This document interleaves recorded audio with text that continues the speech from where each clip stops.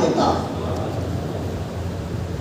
تو ہمارا فقط 60 روپے امت محمدیہ کی رضا جوئی حاصل کرنے کے لیے، خدا کی حسنودی حاصل کرنے کے لیے اتنا زود اثر ہے، کارگر ہے کہ ہم دیتے ہی اس کے چہرے میں خوشی کی رنگت دیکھ حاصل کر سکتے ہیں۔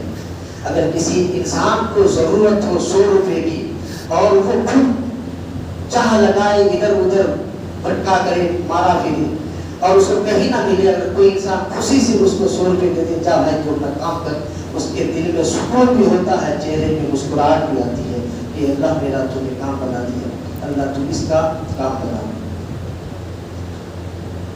تو ایسے ہی ہمارے گھر میں اگر 5 فرد ہے، مجسمہ ایک کسی کو پکڑا دے، ایسا نہیں کہ 2 روپے تو نے، 5 روپے تو نے، 6 روپے تو نے، 10 روپے دے، یہ میں اپنی بات بتا رہا ہوں، آپ کو دینا تو آپ کا کام ہے، آپ پیسے دیں نہیں دیں، میں میری طرف سے بتا رہا ہوں تاکہ آپ کے اس رقم سے کسی کا دل خوش ہوتا ہے۔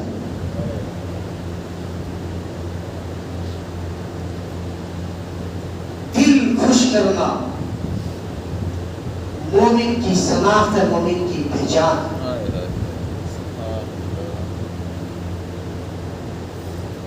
دل سے جو بات نکلتی ہے اثر رکھتی ہے، پر نہیں پرواہ سے طاقت رکھتی ہے۔ ہزار ہاں مثال ہے، اگر میں دینا چاہوں احمد علی باپ جی کا اوپر کسی نے ان کے اوپر پان کھا کے تھوک مارا، پیک مارا، اپنے وقت کے گورنر، حکیم، جج، اس نے بولا تو نے مجھ کو رنگا، اللہ تجھے رنگا، بس اتنا کہنا تھا کہ وہ اپنے تمام تر ملازمت کو چھوڑ کر، گورنری کو چھوڑ کر، حکومت کو چھوڑ کر، وزارت کو چھوڑ کر اللہ اللہ کرنے لگا۔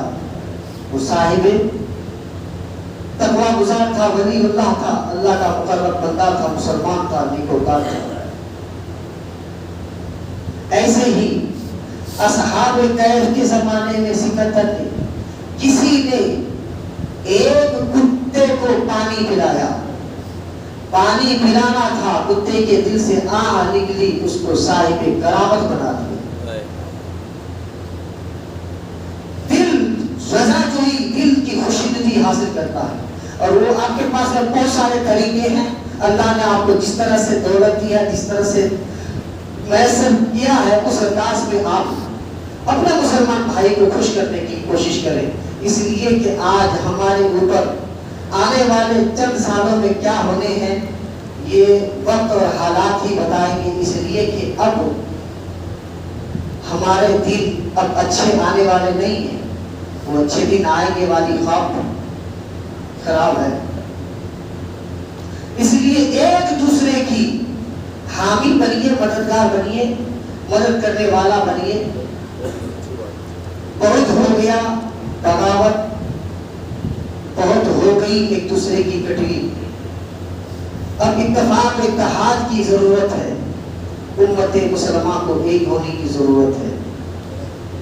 اس لیے کہ اللہ نے کیا ہی قرآن کریم میں تمام امتوں کو اکٹھا کرنے کے لیے ایک آیت ارشاد فرمایا ہے، لا تعزموا بحبل اللہ جميعا لا تفرقوا، اعتصموا بحبل اللہ، کہ اللہ کی رسی کو مضبوطی کے ساتھ پکڑ لو، لا تفرقوا، اور آپس میں اتفاق تفریق پیدا مت کرو۔ وہ کیسے؟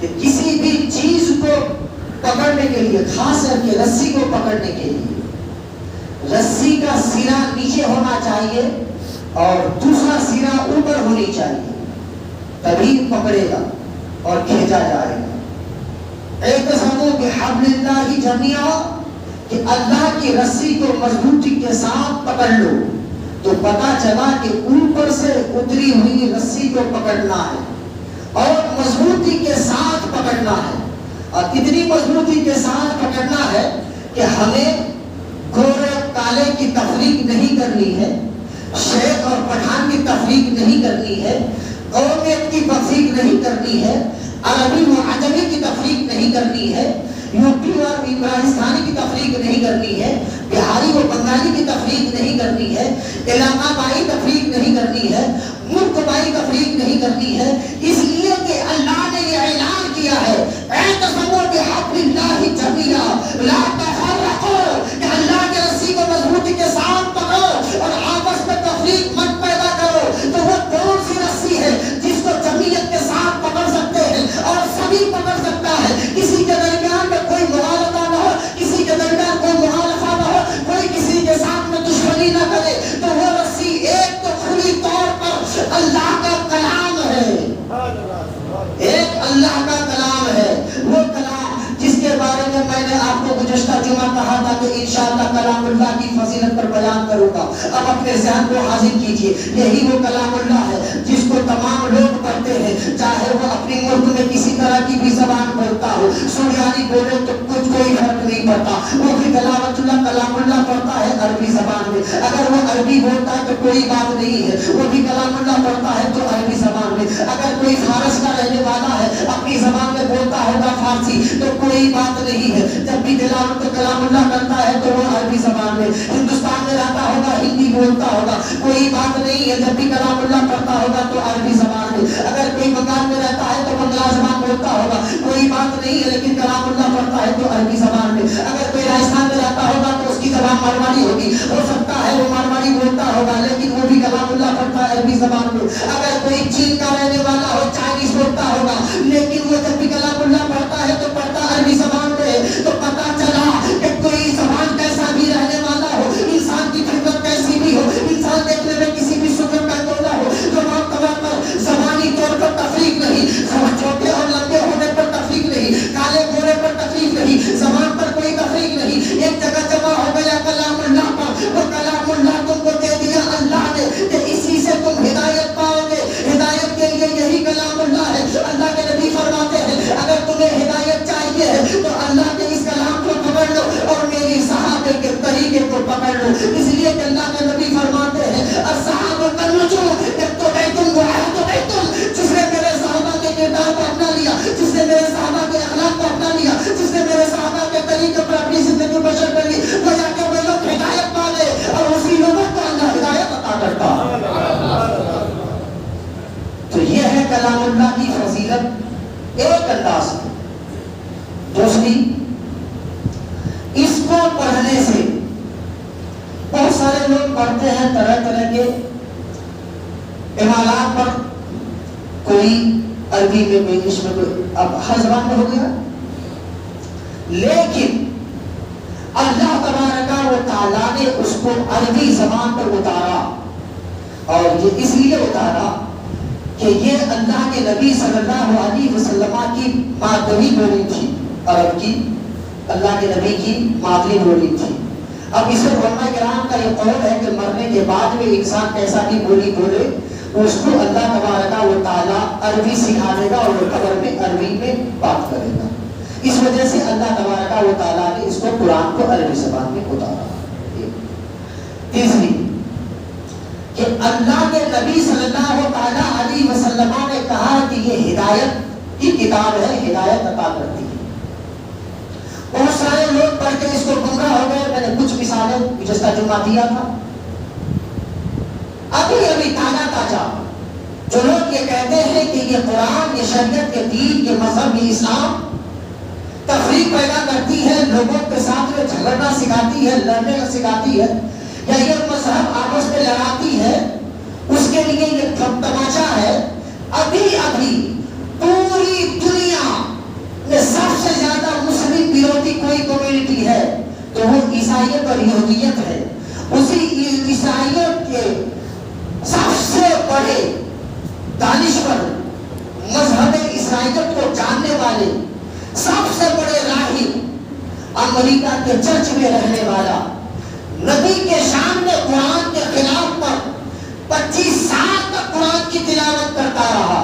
इस तरह से करता रहा کہ شریعت اسلام کی کوئی کمی ڈھونڈ کر نکال سکو کہ اسلام میں یہ وروध ہے، اسلام میں یہ غلط بات ہے، اسلام میں یہ اچھی بات نہیں ہے، کہ اسلام انسانیت کے خلاف ہے، کہ قرآن انسانیت کے خلاف دست بڑھاتی ہے، کہ قرآن انسانیت کو آپس میں لڑاتی ہے. انسانیت کے چاہنے، انسانیت کے حکم میں، انسانیت کی محبت میں وہ جب قرآن کو پڑھا، قرآن کو اس نظریے سے پڑھا کہ کہیں قرآن سے یہ بات ثابت ہو جائے کہ قرآن انسانیت کے قابل نہیں ہے، پڑھنے کے قابل نہیں ہے، یہ کوئی آسمانی کتاب نہیں ہے. تو وہ راہب نے بول اٹھا 25 سال پڑھنے کے بعد، اگر کوئی کتاب روئے زمین پر حق ہے، میں نے تمام مذہب کی کتابوں کو پڑھا، اسلام کو بھی پڑھا، اسلام کو دشمنی کی نظر سے پڑھا، میں نے اس میں سے اچھی چیز نہیں ڈھونڈا، غلط چیزوں کو ڈھونڈا، عداوت کو ڈھونڈا، دشمنی کو ڈھونڈا، لیکن میرے قلب میں رب نے نور منور کر دیا.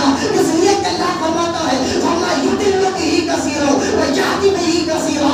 اسی کو پڑھ کے لوگ ہدایت پائیں گے، اسی کو پڑھ کے لوگ گمراہ ہو جائیں گے. وہ راہ بول اٹھا ابھی 2023 میں ہی کہ لوگوں دنیا میں کوئی مذہب حق نہیں ہے سوائے اسلام کے. میں راہب دست سے بولتا ہوں لا الہ الا اللہ محمد رسول اللہ. یہ ہے قرآن کی عظمت و حقیقت. لیکن ہم قرآن پڑھنا نہیں چاہتے، سیکھیں گے نہیں. دوسرے لوگ آپ کے مذہب کی حقانیت کو بیان کریں اور آپ اپنی مذہب سے منہ چھپا کر پھرتا پھرو. کہاں کی انسانیت حقانیت ہے؟ کیا میدان محشر میں صرف اپنی ہی اعمال کے بارے میں پوچھا جائے گا؟ نہیں، آپ سے یہ بھی پوچھا جائے گا تأمرون بالمعروف وتنہون عن المنکر پر کتنا کام کیا تھا، آپ نے اپنے بھائی کے لیے کیا نصیحت کی تھی، اس کو کیا سدھایا تھا، اسلام کا احکامات بنایا تھا، اس کے لیے نماز و روزے کے کوئی فرضیات واجبات بتائے تھے. ہم سے بھی پوچھا جائے گا، سب سے پوچھا جائے گا. لیکن ہمیں اس پر نہیں، کماؤ کھاؤ پیو بس کرو. اسی لیے ہمیں لوگ مٹانے پر جڑے ہوئے ہیں. ارے ہم تو اتنا خوش نصیب ہیں. ابھی 2022 کے ستمبر کو ناگپور میں ہمارے ہی چاہنے والے، ہم جس سے محبت کرتے ہیں، اولیاء اللہ، ان اولیاء اللہ کے اوپر ظلم ڈھایا گیا. ہمارے اوپر تو ظلم ڈھاتے ہی، آپ نے اس کے لیے کوئی آہ نہیں، کوئی شکوہ نہیں. ہم سے جو پہلے رخصت ہو چکے ہیں. سورہ حماد کی آیت ہے کہ اپنے مرحومین کے لیے مغفرت کی دعا کرو. ربنا اغفر لنا ولاخواننا الذین سبقونا بالایمان. اے رب قدیر، ہم نے جس کے ایمان کے ساتھ سبقت کی ہے، جنہوں نے ہمارے ایمان کے ساتھ سبقت کی ہے، ان تمام مسلمانوں کو بخش دے. ہم جن کے لیے دعائیں کرتے ہیں وہ اللہ کے ولی ناگپور کے سرزمین پر روڈ کے اوپر ان کے مزارات کو جو کہ پچھلے 700 سال سے بنا ہوا تھا، ان 700 سال کے مزار کو جن کا نام حضرت محمود قادری تھا، توڑ دیا، نکالا. جب لاش کو اس قبر کے اندر سے نکالتے ہیں، 700 سال کے بعد میں بھی قبر معطر ہوتی ہے، کفن بھی صاف ہوتا ہے، پاک ہوتا ہے. وہ رب قدیر ہمیں بتا رہا ہے 700 سال کے بعد میں بھی اسلام کا معجزہ دکھا رہا ہے. اے لوگوں، تم بھٹکو مت، گمراہ مت ہو.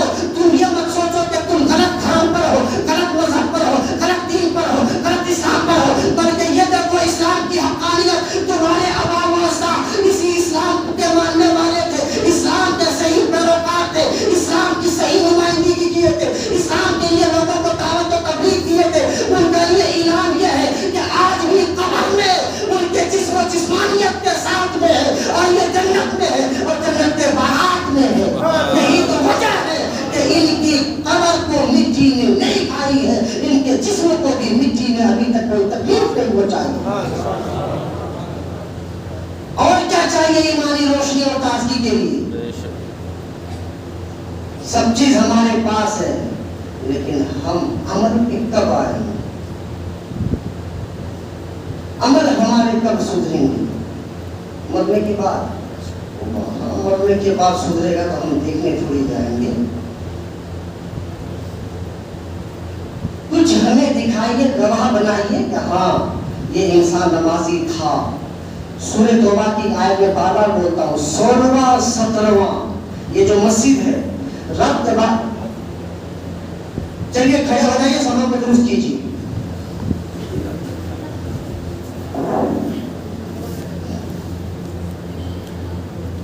گدے سے گدے ملا کر کھڑے ہوئیے. باہر والے بھی صفا کو درست کر لیں.